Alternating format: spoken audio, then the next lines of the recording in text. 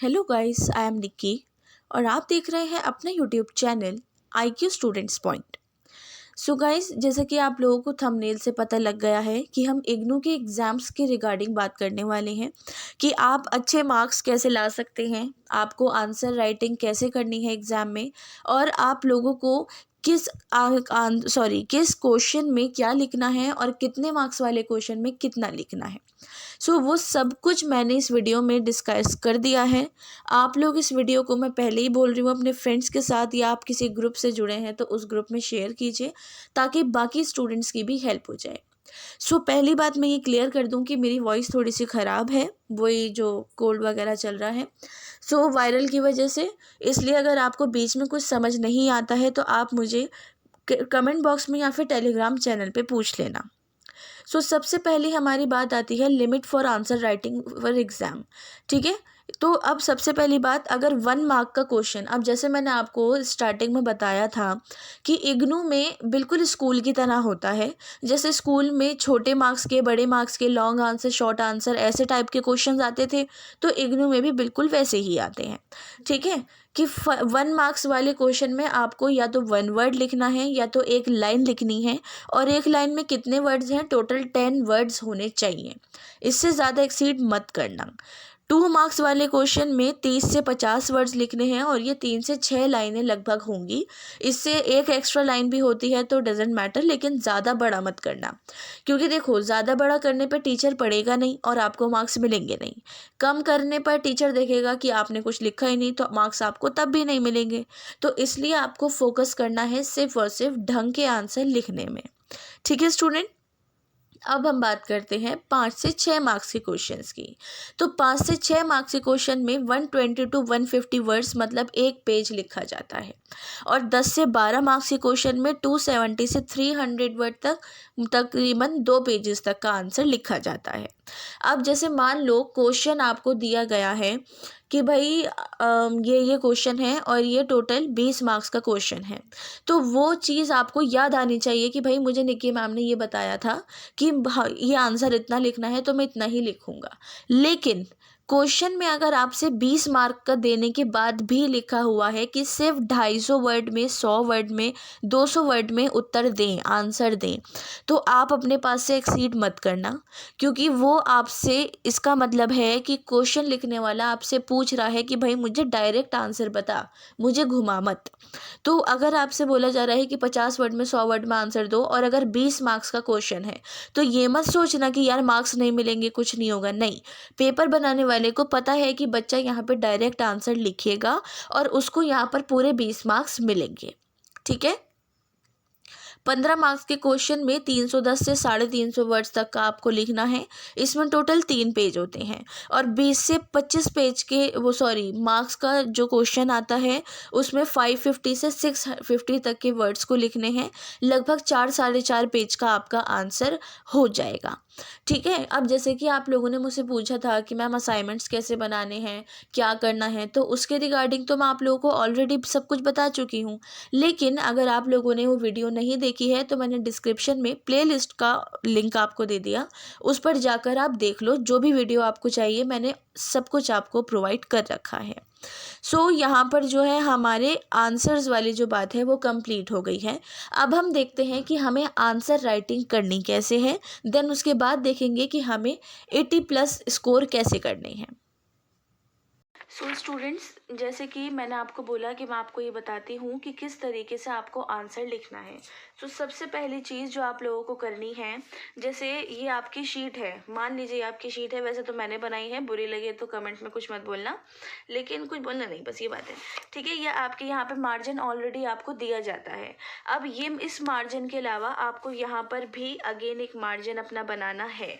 और चाहे आपका कोर्स कोई भी हो, MCOM है, MA है, MSc है, जो भी है, आप लोगों को एक अलग से यहाँ मार्जिन बनाना है।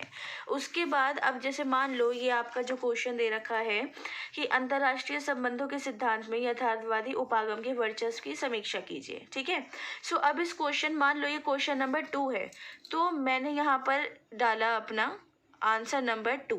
ठीक है, ये मार्जिन आपको इसलिए दिया गया है ताकि आप अपने आंसर को डिस्क्राइब कर सकें कि किस तरीके से आप लोग इस चीज़ को बता रहे हैं और टीचर क्या चीज़ सुनना चाह रहा है और आप क्या लिख रहे हो। ठीक है, सो आंसर नंबर 2 लिखते ही आप लोगों को फर्स्ट ऑफ ऑल मान लो कि यथार्थवाद के अलावा एक और क्वेश्चन साथ में है कि यथार्थवाद की पूर्व मान्यताओं को भी बताइए। तो ये का और खा हो गया, ए और बी हो गया। तो मैंने, अगर मुझे बी आता है फर्स्ट ऑफ ऑल कि टाइम वेस्ट ना हो, कुछ ना हो, और मुझे ये लगता है कि मुझे बी क्वेश्चन आता है, तो मैंने आंसर 2 का बी डाला या फिर खा डाला। ठीक है, जो भी आपकी लैंग्वेज है जिसमें आप पेपर दोगे वो। अब डालने के बाद मैंने यहाँ से लिखना शुरू कर दिया जी कि यथार्थवाद, मैं इंग्लिश में लिख रही हूँ स्टूडेंट्स, रियलिज्म वगैरह वगैरह वगैरह लिखा मैंने। ठीक है, अब जैसे इस ही चीज़ के अंदर, जैसे मैंने आपको आंसर्स में इससे पहले स्टार्टिंग में बताया है कि आप लोगों को आंसर लिखना कैसे है, तो आप लोग कि कितने पेज में कितना पेज लिखना है, कितने क्वेश्चन में कितना आएगा, क्या आएगा, तो वो सारी चीज़ें आप लिखोगे। तो अब उसके अकॉर्डिंग मान लो मेरा ये सब लिखते लिखते यहाँ पर आके रुकता है और मुझे दूसरा पैराग्राफ शुरू करना है, तो मैं एक लाइन का गैप देने के बाद यहाँ से दूसरा पैराग्राफ शुरू करूँगी और आपको भी पेपर में ऐसे ही करना है। ठीक है, अगेन मैं बोल रही हूँ, राइटिंग पे भी कुछ मत बोलना कमेंट्स में, मेहरबानी होगी। सो दूसरी चीज़ ये है कि जब आप यहाँ से अपना दूसरा पैराग्राफ शुरू करोगे तो आप लोगों को टीचर को बताने में आसानी होगी कि टीचर जी मैंने इसी आंसर का पैराग्राफ दूसरा लिखना शुरू कर दिया है। कभी भी इग्नू में पैराग्राफ एक लाइन छोड़े बगैर मत लिखना, लाइन छोड़नी ज़रूरी है आप लोगों को, फिर आपका सेकंड यहाँ से शुरू होगा। ठीक है, अब जैसे मान लो कि मेरा ये पूरा पेज है और सेकंड पेज पर जाकर यहाँ पर मेरा हाफ रियलिज्म ख़त्म हुआ है, तो मैंने एक लाइन छोड़ने के बाद यहाँ पर ए पॉइंट डाला और फिर मैंने अपना लिखना शुरू कर दिया। तो ये मेरा ऐसे ही रहेगा। और अगेन मुझे अगर पैराग्राफ चेंज करना है तो एक लाइन स्किप करने के बाद मैं यहाँ से पैराग्राफ स्टार्ट करूँगी। इस चीज़ का भी आपको पूरा पूरा ध्यान रखना है। ठीक है, उसके अलावा कि जैसे कोई पोयम है, कुछ है, तो किसी भी पोयम के मैं एमए के इंग्लिश ऑनर्स के स्टूडेंट्स की बात कर रही हूँ। सो कोई पोयम आती है, ब्रिटिश पोइट्री है या कोई और भी है, तो आप लोगों को अगेन यही करना है, आंसर नंबर डालना है। उस पोयम के जो सब टाइटल्स होते हैं, छोटे छोटे आपको पॉइंट्स दे रखे होते हैं, वो पॉइंट्स आपको लिखने ज़रूरी हैं।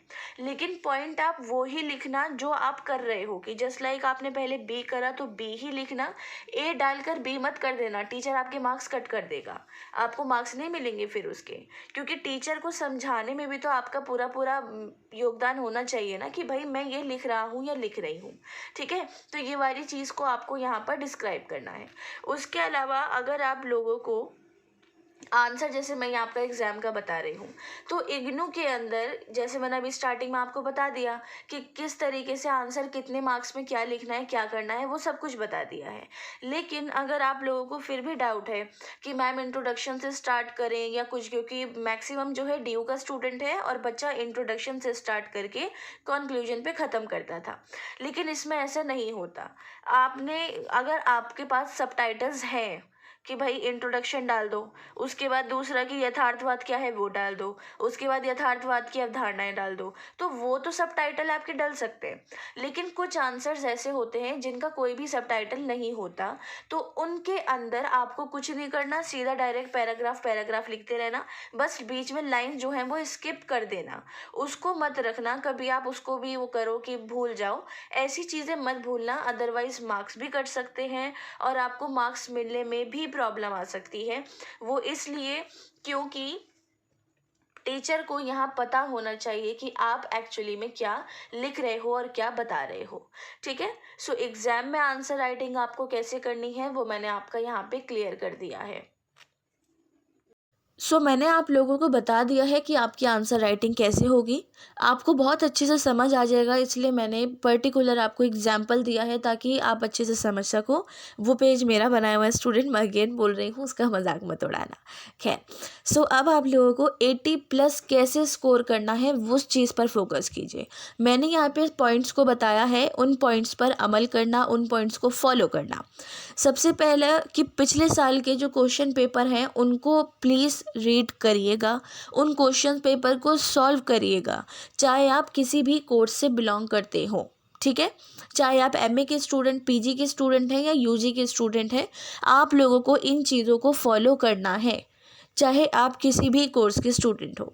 दूसरा है इग्नू प्रश्न पत्र ज़्यादा विकल्प के साथ स्थापित किए जाते हैं। मतलब जैसे मैंने आपको बताया स्कूल की तरह होता है A part, B part, C part, D part, कि ए पार्ट में 1 मार्क्स वाले, बी पार्ट में 12 मार्क्स वाले, सी पार्ट में 20 मार्क्स वाले, डी पार्ट में 25 मार्क्स वाले। तो इस तरीके से दिया जाता है और उनमें भी आपको चॉइस दी जाती है। उसमें लिखा हुआ होता है कि तकरीबन 10 में से कोई 8 क्वेश्चन करें और उन 8 क्वेश्चन में से जो भी आपको आते हों 2 छोड़ के 8 कर देना। ठीक है, ये इस तरीके के ऑप्शंस दिए जाते हैं। तो ये एक बहुत अच्छी चीज़ है जो आपको लर्न करने में और मार्क्स अर्न करने में बहुत हेल्प करेगा। नेक्स्ट है, अगर आपके कोर्स में 10 विषय हैं तो अगर आप किसी 7 या 8 बुक को अच्छे से पढ़ लेते हैं तो आप पूरा पेपर लिख सकते हैं। इसका मतलब क्या हुआ, जैसे कि अगर मैं MA पॉलिटिकल साइंस के स्टूडेंट्स की बात करूं तो जो सेकेंड ईयर है उसमें बच्चों के अनलिमिटेड सब्जेक्ट्स हैं। ठीक है, बहुत सारे सब्जेक्ट्स उन बच्चों को दिए गए हैं। अभी फर्स्ट ईयर में तो 4 सब्जेक्ट हैं लेकिन सेकंड ईयर में ज़्यादा दिए गए हैं। वही MA history, MA Hindi, MA English या फिर MCOM वगैरह सभी में ऐसा हुआ है। ठीक है, अब उसके अंदर से 10-11 में से तकरीबन आप 8 या 9 बुक अपनी इतनी पक्की रखना कि कोई क्योंकि हर बुक के हर चैप्टर में से, या फिर हो सकता है हर चैप्टर में से नहीं, जो बहुत इंपॉर्टेंट होते हैं उसमें से एक एक क्वेश्चन ज़रूर आएगा।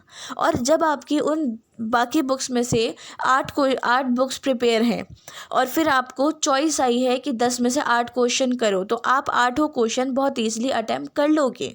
लेकिन शर्त यह है कि वो 8 की 8 बुक्स आपकी अच्छे से रिवाइज होनी चाहिए, आपके टिप्स पर होने चाहिए उसका पूरा सिलेबस।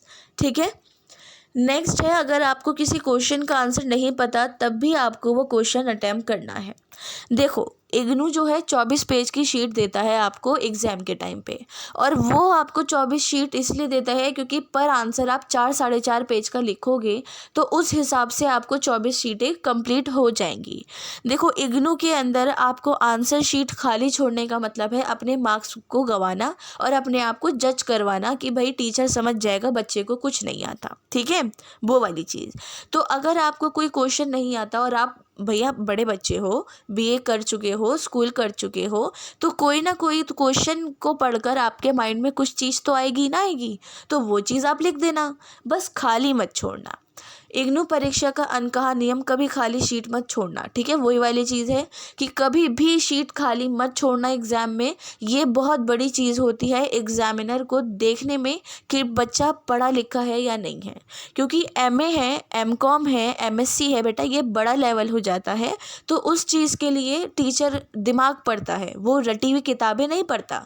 अब आप MA लेवल तक पहुँचे हो तो आगे PhD भी करोगे, MCOM तक हो तो आगे PhD या कुछ और अच्छी चीज़ करोगे, ऑब्वियसली बात है। तो वो टीचर आपकी इस चीज़ को समझने की कोशिश करेगा, तो प्लीज़ खाली मत छोड़ना। आगे है, अपनी राइटिंग पर फोकस करिए। आपकी राइटिंग अच्छी होनी चाहिए, टीचर को समझ आनी चाहिए। जो चीज़ें आप हाईलाइट कर रहे हो, लिख रहे हो, उसको बोल्ड करके लिखो। ठीक है, जैसे मैंने आपको अभी बताया कि जैसे आपका एग्जाम्पल के तौर पे यथार्थवाद मैंने आपको रियलिज्म बताया है। ठीक है, तो उसको आप इंट्रोडक्शन को बोल्ड करके लिख दो, नीचे अंडरलाइन कर दो। अब पेपर में 3 घंटे दिए गए हैं, अंडरलाइन का टाइम नहीं मिला, तो पहली बात तो हाथ जल्दी जल्दी चलाओ, फिर आपको लास्ट में पेपर रिवाइज करने का भी टाइम मिलेगा। अगर कोई कमी पेशी रह गई है वो भी कंप्लीट करने का मौका मिलेगा और अंडरलाइन का भी मौका मिलेगा। लेकिन आपको अंडरलाइन का मौका नहीं मिलता है तो आप उस चीज़ को बोल्ड करके लिख दो, ताकि टीचर उस सबटाइटल को पढ़ के समझ जाए कि बच्चा मुझे आंसर में क्या बताना चाह रहा है। ठीक है, इसके अलावा है, कागज़ लिखने के लिए जितनी जगह चाहिए उतनी जगह इस्तेमाल कीजिए। भाई देखो, अब जैसे मैंने आपको बताया, इधर मार्जिन करना, इधर भी करना, उधर तो मार्जिन ऑटोमेटिकली होता ही है, इधर ज़रूर करना, क्योंकि आप इतना लंबा लंबा लंबा लंबा तो लिखोगे नहीं। ऑब्वियसली बात है, थोड़ी बहुत जगह छोड़ के ही तो लिखोगे ना, क्योंकि टीचर शीट मोड़ेगा, सब कुछ करेगा, तो उसको भी थोड़ी शीट के लिए जगह चाहिए। तो वही वाली चीज़ यहाँ पर भी आपको करनी है, वही वाली चीज़ मैंने इसलिए एग्जाम्पल में बता दी थी। वॉच ले जाना मत भूलना। भूलना, टाइम बहुत इंपॉर्टेंट होता है स्टूडेंट्स, बहुत बहुत ज़रूरी है आपका वॉच ले जाना। आप टीचर को बार बार परेशान करोगे, बहुत से टीचर ऐसे भी होते हैं नहीं बताते टाइम, एक बार बता के चुप हो जाते हैं और फिर जब पेपर ख़त्म होता है तब पेपर ले लेते हैं। तो अपनी वॉच ज़रूर लेकर जाना, टाइम पर निगाह रखना कि मुझे भाई इतने में आंसर कंप्लीट करने हैं, पेपर रिवाइज भी करना है और इम्पॉर्टेंट चीज़ों को हाईलाइट भी करना है। ब्लू ब्लैक पेन या फिर पेंसिल का यूज़ होगा, इसके अलावा किसी और पेन का यूज़ मत करना, ये तो बहुत नॉर्मल सी बात है। आपने बीए में भी ऐसे ही किया था, स्कूल में भी ऐसे ही करते थे, टीचर रेड पेन से कॉपी चेक करती थी आपकी, ब्लू ब्लैक आप यूज़ करते थे। ठीक है, हाइलाइटर वगैरह ले जाने की ज़रूरत नहीं है, जैसे मैंने आपको बताया है बोल्ड कर देना या फिर नीचे अंडरलाइन कर देना, तो उससे भी टीचर को दिख जाएगा कि आपने कुछ लिखा है उधर। ठीक है स्टूडेंट, सो होप सो कि अब आप लोगों के डाउट नहीं हो एग्ज़ाम को लेके, इग्नू के एग्ज़ाम्स को लेके। जैसे बहुत सारे बच्चे मुझसे पूछ रहे थे कि मैम कितने मार्क्स में क्या करना है, पेपर कितने, अच्छा पेपर जो है स्टूडेंट, हाँ मुझे याद आ गया, पेपर 70 मार्क्स का भी होता है, पेपर 100 मार्क्स का भी होता है। अब 100 मार्क्स का पेपर उस सिचुएशन में होता है जिसमें असाइनमेंट नहीं होते हैं, लेकिन 70 मार्क्स का पेपर उस सिचुएशन में है जहाँ पर असाइनमेंट होते हैं। दोनों में पास होना कंपलसरी है, तभी आपका ईयर क्लियर हो पाएगा। असाइनमेंट में पास होने के लिए 40% आपको मार्क्स चाहिए, बाकी के पेपर का मिलाकर आपको पास कर दिया जाएगा। पेपर को भी आपको अच्छा करना है, तब जाकर आपके 80+ कुछ बन पाएंगे। और ये जो MA MCOM MSc होता है ना बेटा, इसमें मार्क्स अच्छे बनाना बहुत इम्पोर्टेंट रखता है, क्योंकि इन फ्यूचर किसी भी चीज़ में आपको MA के रिज़ल्ट के बेस पर या फिर MCOM या MSc के रिज़ल्ट के बेस पर ही जज किया जाता है, क्योंकि वो एक लेवल ऐसा होता है जिसमें बच्चे के दिमाग को पढ़ा जाता है, क्योंकि आप लोग अच्छे से डेवलप हो चुके हो, आप लोग अपने दिमाग से आंसर्स को लिख सकते हो, तो इसलिए ये चीज़ होती है। ठीक है, सो पेपर जो है वो मैंने आपको बता दिया, बाकी मैं और मेरी टीम पूरी कोशिश कर रही है कि आप लोगों के लिए प्रीवियस ईयर के पेपर्स या फिर क्लासेस स्टार्ट कर दे। अगर आप लोगों को MA के रिगार्डिंग कोई भी क्लासेस या MCOM के रिगार्डिंग कोई भी कोर्स के क्लासेस स्टार्ट करने के लिए है, तो आप लोग हमसे कमेंट बॉक्स या टेलीग्राम चैनल पे बोल सकते हैं। हमारी टीम पूरी कोशिश करेगी कि आपको इम्पोर्टेंट क्वेश्चंस भी दिए जाएँ, क्लासेस भी दी जाएँ एंड उसके अलावा आपके असाइनमेंट्स में भी हेल्प हो सके। So thanks for the watching and best of luck all.